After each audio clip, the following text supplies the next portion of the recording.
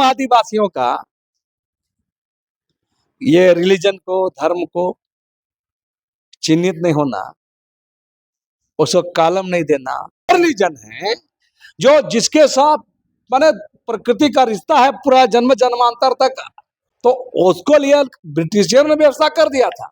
इसी का फायदा उठा रहा है ना कि तो तमाम रिलीजन आए, तो जो शुरुआत से उसके रिलीजन क्यों नहीं दीजिएगा है। तो हमारी पहचान कहाँ है? हमारी पहचान क्या है?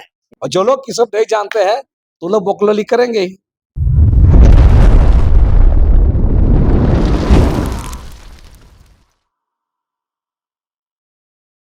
नमस्कार, जोहार। आप देख रहे हैं झारखंड स्वतंत्र खबर। हमारे साथ सामाजिक कार्यकर्ता बुद्धिजीवी लक्ष्मीनारायण मुंडा हैं और हम लोग बात करेंगे कि अभी देश भर में 2026-2027 का जनगणना होना है। जनगणना में इस बार कहें कि जिस तरह से आदिवासी समाज खास करके सरना कोड की ही मांग कर रहे थे, तो इसी जनगणना में पता चलेगा कि आदिवासी समाज कितने हैं। जनगणना इसीलिए होता है कि समाज में कितने लोग हैं। लेकिन जिस तरह से अब कई बातें उसमें आ रहा है, कई लोग कह रहे हैं कि सरना सनातन एक है, कई लोग कह रहे हैं कि जो जनगणना करने के लिए लोग जाए उनके पास, तो उनको हिंदू धर्म बताना चाहिए, लिखवाना चाहिए। तो आदिवासी समाज से दादा भी आते हैं, तो हम सबसे पहले जानते हैं कि जनगणना को कैसे देख रहे हैं, आदिवासी समाज में उसको कितना बेनिफिट मिलेगा जनगणना से। दादा जोहार। जोहार। जनगणना होना है, आदिवासी समाज को उससे कितना बेनिफिट मिलेगा? लेकिन देश की शासन व्यवस्था में प्रत्येक 10 साल में ब्रिटिश काल से ही जनगणना होता आया है। और जनगणना का मकसद सिर्फ आदिवासी से मतलब नहीं है। जनगणना होता है देश के अंदर में कौन कौन समुदाय, कौन कौन रिलीजन के लोग, कौन कौन लोग कैसी स्थिति में है, उनकी आर्थिक स्थिति क्या है, उनकी सामाजिक स्थिति क्या है, उनको धार्मिक स्थिति क्या है। इन तमाम चीजों को मूल्यांकन करने के लिए और देश के लिए कारगर योजना बनाने के लिए ये जनगणना होती है। और जनगणना होने से बेसिकली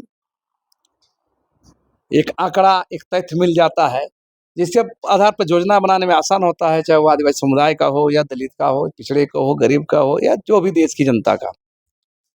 और स्वाभाविक है देश के अंदर में चाहे आदिवासी हो, दलित हो, पिछड़े हो, तो सामाजिक रूप से कमजोर और पिछड़े वर्ग के लिए फायदा इसलिए होता है ताकि उनके हिस्सों के अनुरूप सरकार योजना बनाए और काम करे। तो अब जनगणना हो रहा है तो आदिवासी समुदाय का भी होना ही, वो भी करेगा। लेकिन सबसे बड़ा पेच क्या है, आप गौर कीजिए, ब्रिटिश काल में गुलामी के दौर में भी 1872 से 1951 तक आदिवासियों के लिए इसके रिलीजन क्या है इसके लिए कॉलम दिया गया था। और उसके बाद बंद कर दिया गया। तो गुलाम देश में ब्रिटिशर लोग का, अंग्रेजी लोग का हो सके अपने शासन तंत्र को मजबूत करने के लिए अपने हितों के अनुरूप किया था। लेकिन एक आंकड़ा उनके पास था, जब देश में एक लोकतांत्रिक संवैधानिक मूल्यों की सरकार है, समता मूलक समाज बनाने की सत्ता सरकार है, बनती है, संविधान है, वहां पर अगर आज स्थिति है कि हम आदिवासियों का ये रिलीजन को, धर्म को चिन्हित नहीं होना, उसको कॉलम नहीं देना या उसको दूसरे धर्मों में शामिल कर देना, ये अपने आप ही देश के जो राज मशीनरी है, संवैधानिक संस्थाएं हैं, जो अब तक की जो सरकार है, सब पर सवाल है।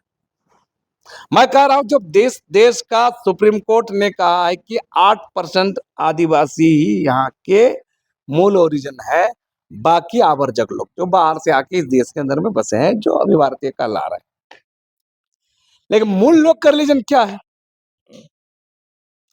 प्रकृति पूजा है, सरना धर्म है, आदिवासी धर्म है ना। और देश का ये त्रादसी कहिए,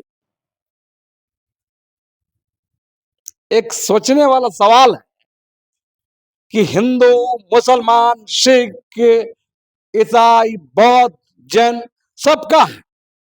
और आपको बता दें ये तमाम रिलीजन है, चाहे हिंदू हो, मुसलमान हो, सिख हो, बौद्ध हो, जैन, जितना रिलीजन, उन तमाम रिलीजन से पहले ही आदिवासियों का अपना सेपरेट रिलीजन है, प्रकृति पूजा है और उससे अपना प्रकृति के साथ अपने रिश्ता को जोड़ता है।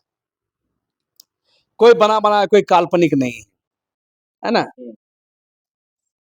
चाहे कोई महापुरुष पैदा हो गया, उसको फॉलोअर बन गया, उसके साथ कोई रिलीजन, कोई कल्ट चल गया, चाहे ईसाई हो चाहे मुसलमान हो, वही है। इस्लाम में मोहम्मद है, ईसाई में ईसा मसीह है, बौद्ध में गौतम बुद्ध है ना। जैन का है ये वही हाल है? सिख का भी वही हाल है। तो आप गोर के तमाम रिलीजन को देखो, उसको रिलीजन सेपरेट मान रहे हैं, और हम और रिलीजन हैं जो जिसके साथ माने प्रकृति का रिश्ता है पूरा जन्म जन्मांतर तक, आदिम काल से, उसका रिलीजन को आप नहीं मान रहे हैं। और उसको भी लोग बंदरबाट करना चाहते हैं।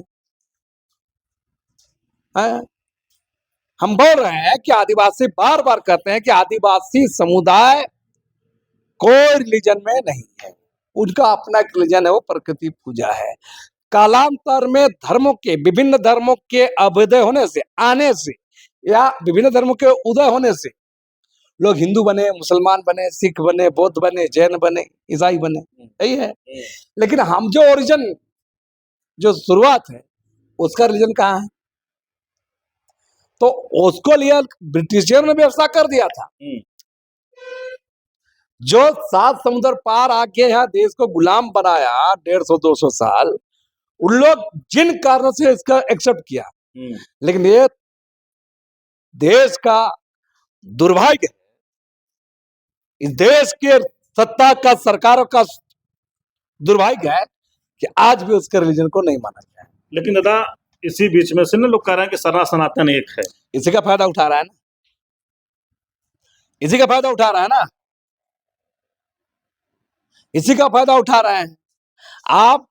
हमने साफ साफ कहा है कि कालांतर में ये देश अगर आदिम काल में जाए, आदिवासियों का था। जो भी आप गौर कीजिएगा, 5000, 7000, 10,000 साल पहले जाइएगा तो आदिवासियों का था। विभिन्न दुनिया के विभिन्न लोगों से इस देश के अंदर आए लोग, बस गए, रच गए, यहाँ का संस्कृति से, यहाँ का अपना संस्कृति लाए, संस्कृति बना, है ना। बहुत सारे साम्राज्य, सत्ता बनी, सरकारें बनी, संविधान बना, सरकारें बनी। तो आप गौर कीजिए कि तो तमाम रिलीजन आए, तो जो शुरुआत से उसके रिलीजन क्यों नहीं दीजिएगा? और उसी का फायदा कुछ लोग उठाते हैं कि लोग बोलते हैं कि नहीं हिंदू बनो, बार बार कर रहे हैं। सभी भारतीय एक हैं, सभी धर्मों का सम्मान करना चाहिए, सभी भारतीय एक है, सभी धर्मों का सम्मान करना चाहिए। हिंदू, मुसलमान, सिख, ईसाई, बौद्ध, जैन सब धर्म का सम्मान करना चाहिए। लेकिन इसका मतलब नहीं है कि हम अपने धर्म को छोड़ करके, अपना रिलीजन छोड़ के, अपनी विशिष्टता, अपनी पहचान, अपना संस्कृति को माने तिलांजलि दे करके हम दूसरा रिलीजन को मान लेंगे। ये गलत है, ये गलत है। तो हमारी विशिष्टता क्या है? जो लोग वकालत करते हैं कि हिंदू में लिखिए, जो भी लिखिए बोलते हैं, तो मेरा कहना है तो हमारी पहचान कहाँ है? हमारी पहचान कहाँ है? हमारी विशिष्टता कहाँ है? हमारे लिए देश में अलग कानून क्यों बनाया गया है? हमको स्पेशल नागरिक क्यों बनाया गया है? इन लोग को पता होना चाहिए। अगर आदिवासी को विशिष्ट नागरिक बनाया गया है, देश के अंदर में आदिवासी को विशिष्ट नागरिक बनाया गया है, तब इसके लिए अलग से प्रतिनिधित्व के लिए आरक्षण दिया जाता है।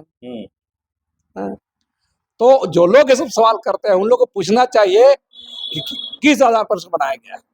और जो लोग किस नहीं जानते हैं, तो लोग बोकलोली करेंगे ही, किसी खास एजेंट से किसी खास पार्टी से, किसी खास आइडियोलॉजी से ये सब बात करते हैं।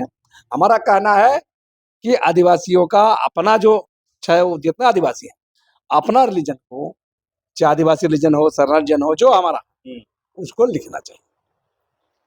आप सुने अभी लक्ष्मी नारायण मुंडा की बात। जनगणना पर हम लोग बात शुरू किए थे, ज़्यादा स्पष्ट कर रहे हैं कि जो अपना रिलीजन है वही लिखना चाहिए। जो बोले खास लोग जो हैं कि कई एजेंटों के तहत काम कर रहे हैं और जिनको जानकारी नहीं है वो कह रहे हैं हिंदू लिखे, हम लोग का सरना है चाहे आदिवासी जो भी है वो लिखना चाहिए। और ये भी कह रहे हैं कि अंग्रेज जो जमाना में जब गुलाम देश था तब भी हम लोग का रिलीजन था, लेकिन सोचिए जब उस समय अंग्रेज लोग था तब हम लोग के कॉलम दिया था, लेकिन आज क्या है कि कॉलम नहीं मिल पा रहा है। वो तो केंद्र की बात है या जो भी, लेकिन जब जनगणना हो तो खास करके आदिवासी समाज के कह रहे हैं कि अपना धर्म लिखना चाहिए। तो इसी तरह खबर को देखने के लिए आप झारखंड से जुड़े रहिए। जोहार, नमस्कार।